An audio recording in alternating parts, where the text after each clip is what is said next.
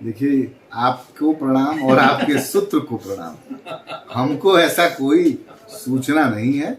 यही अनंत सिंह कभी कहते थे कि हमारे यहाँ AK-47 रख करके ललन सिंह हमको, ये सत्य भी मतलब लोग मार्केट में यही है कमोबेश हवा कि ऐसा ही कुछ हुआ था उस समय की SP वहाँ लिपि सिंह थी, जो RCP सिंह जी के उसमें राष्ट्रीय अध्यक्ष हुआ करते थे जदयू की, उनकी सुपुत्री थी। तो कुछ ऐसा मार्केट में है। तो एक चीज मैंने कहा कि जदयू के नेता की नीयत और नीति में कोई मतलब वही नहीं है। उन लोगों का कुर्सी के लिए सब कुछ से कम। नमस्कार, आप देख रहे हैं सिटी पोस्ट और मैं हूं अभिषेक मिश्रा। अब से कुछ महीने पहले लंबे वक्त तक ये शोर था कि चिराग पासवान केंद्र सरकार में मंत्री बनेंगे, एनडीए में उनकी एंट्री होगी। धीरे धीरे ये शोर थमता गया और फिर ये कयास लगने लगे कि शोर थमने के साथ ही चिराग पासवान की एनडीए में एंट्री की संभावनाएं खत्म हो गई है। हमारे पास एक जानकारी अब आ रही है और ये जानकारी ये है कि नहीं, भारतीय जनता पार्टी के साथ चिराग पासवान की डील तकरीबन फाइनल है। और सिटी पोस्ट ने आपको ये खबर दिखाई है, दिल्ली से खबर आ रही है, चिराग पासवान केंद्र सरकार में मंत्री बनाए जा सकते हैं क्योंकि बनाए गए नहीं हैं। हमारे साथ लोक जनशक्ति पार्टी रामविलास के प्रदेश अध्यक्ष राजू तिवारी हैं और इस पर जाहिर तौर पर इस सवाल पर बातचीत होगी क्योंकि सबसे महत्वपूर्ण सवाल है। सर, सबसे पहले तो वक्त देने के लिए आपका शुक्रिया और दिल्ली से जो जानकारी आ रही है उस पर जवाब आपसे चाहेंगे।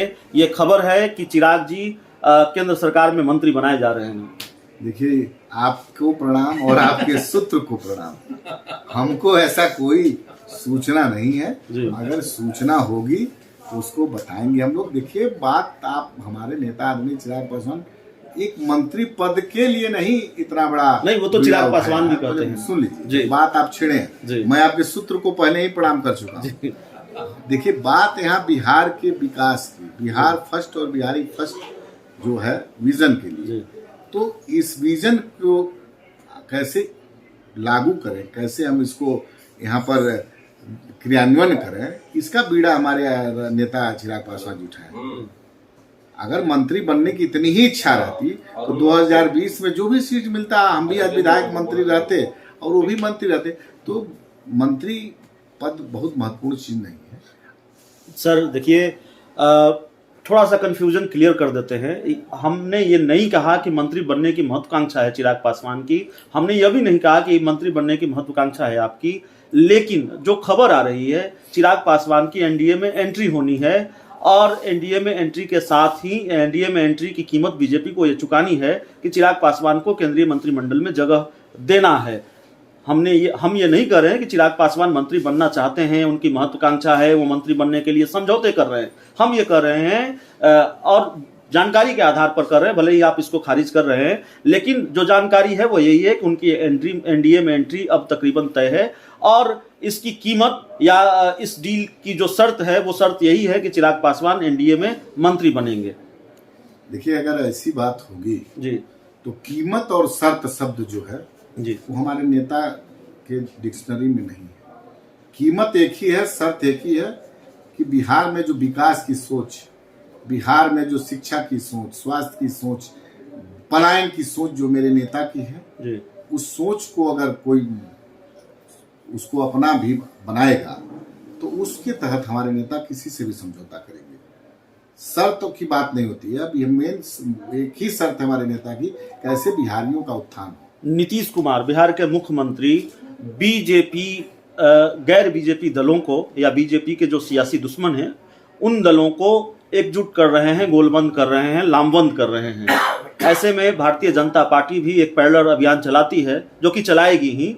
जो नीतीश कुमार के सियासी दुश्मन हैं, गैर महागठबंधन के जो दल हैं, उनको गोलबंद करने की, लामबंद करने की कोशिश अगर भारतीय जनता पार्टी की तरफ से शुरू होती है तो चिराग पासवान आपकी पार्टी क्या इस अभियान का हिस्सा होगी और इस लामबंदी में शामिल होगी, गोलबंदी में शामिल होगी, एनडीए में शामिल होगी? देखिए, नीतीश, फिलहाल एक चीज तो सत्य है कि नीतीश कुमार जो कुर्सी के लिए अपने नीतीश कुमार जी की सबसे प्रिय चीज है कुर्सी। न उनका कोई सोच है, न कोई समाधान है, न कोई नई नीति है, न कोई नियत है। एक ही चीज है उनका, कुर्सी, मुख्यमंत्री वो रहेंगे और बाकी किसी से समझौता करने के लिए। जंगल राज का नाम वही पर दिए हैं, जंगल राज के समझौता वही करेंगे। पलटू चाचा का नाम उन्हीं के डिप्टी सीएम दिए हैं, उनसे समझौता। तो ये लोग कुर्सी के लिए कुछ भी कर सकते हैं। तो ऐसे लोगों से जो कुर्सी के लिए कुछ भी करने के लिए तैयार होता है, ऐसे लोगों से हमारे नेता का कदापि कभी भी समझौता नहीं हो सकता। नहीं, एक आखिरी सवाल ये है सर कि बिहार उपचुनाव में मोकामा में जेडीयू के राष्ट्रीय अध्यक्ष ललन सिंह प्रचार करने आज गए हैं, वोट मांग रहे हैं अनंत सिंह की पत्नी नीलम देवी के लिए। कल मुख्यमंत्री नीतीश कुमार भी जा रहे हैं, नीतीश कुमार जनसभा करेंगे मोकामा के घोसवरी में।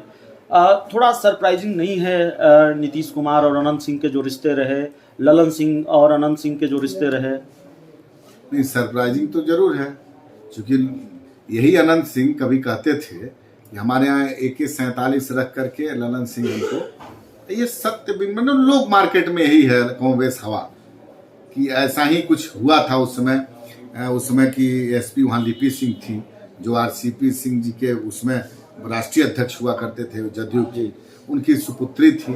तो कुछ ऐसा मार्केट में है। तो एक चीज मैंने कहा कि जदयू के नेता की नियत और नीति में कोई मतलब वही नहीं है। उन लोगों का कुर्सी के लिए सब कुछ से समझौता कर सकते हैं। तो सब ऐसे लोगों की बात करना बेकार की बात है। वो न बिहार के हित में है, न बिहार वासियों के हित में काम करने का है, सिर्फ कुर्सी के लिए। और जनता ने उनको निर्णय दे दिया है, मैंडेट दे दिया है, 43 सीट दे करके उनको बता दिया कि आप मुख्यमंत्री के लायक नहीं है। इस बार आने वाले चुनाव में देखिए 2.5 का आंकड़ा भी उन लोगों को नहीं मिलने जा रहा है, और जिसके साथ रहेंगे देखिएगा उनका सुपड़ा साफ हो जाएगा। ये मैं बात ही बता रहा हूँ आपको। तो चलिए, हमारे साथ लोक जनशक्ति पार्टी रामविलास के प्रदेश अध्यक्ष राजू तिवारी थे। एक बड़ी जानकारी सामने आई, हालांकि पार्टी के प्रदेश अध्यक्ष इस खबर को खारिज कर रहे हैं और हमारे सूत्रों को प्रणाम भी कर रहे हैं। कई बार हमें अपने सूत्रों पर भरोसा करना पड़ता है। तो ये जानकारी आई थी कि केंद्र सरकार में मंत्री बनने जा रहे हैं चिराग पासवान, उस पर बातचीत। और एक जो बड़ा घटनाक्रम हुआ है बिहार की राजनीति के लिहाज से, मोकामा में ललन सिंह आज प्रचार कर रहे हैं नीलम देवी के लिए, और नीतीश कुमार कल वोट मांगने जा रहे हैं नीलम देवी के लिए। तो जाहिर तौर पर यह अपने आप में बिहार की सियासत के लिहाज से बड़ी खबर है। इस पर भी बातचीत। तो इस इंटरव्यू में, इस बातचीत में इतना ही। बहुत बहुत धन्यवाद।